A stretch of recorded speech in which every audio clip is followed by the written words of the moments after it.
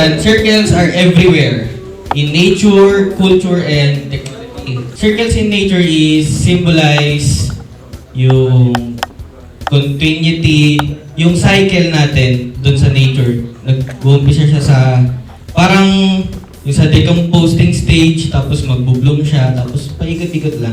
Circles in culture, yan, it symbolize yung harmony, and last yung circles in technology, and continuous progress, yung lagi nag-evolve. Kasi yung ito talaga yung gusto kong i-share sa inyo, yung circle of you kung saan circle, parang gusto ko i-base dun sa nabasa ko, yung you two are part of the circle.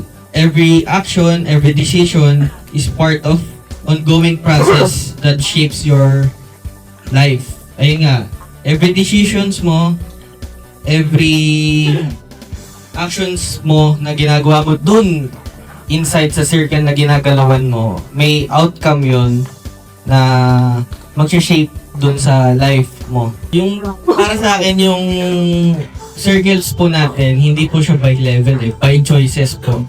You have the freedom to choose on what circles kang mapupunta. So yung circle yung ibang circle, kapag pinag-merge natin sila, lalo tayong lumalawak, parang ganun. Lalong mas lumalaki yung pwedeng learnings, pwedeng network, ganun. Para makasabay tayo sa mundong to, kailangan lumabas tayo dun sa circle of you mo.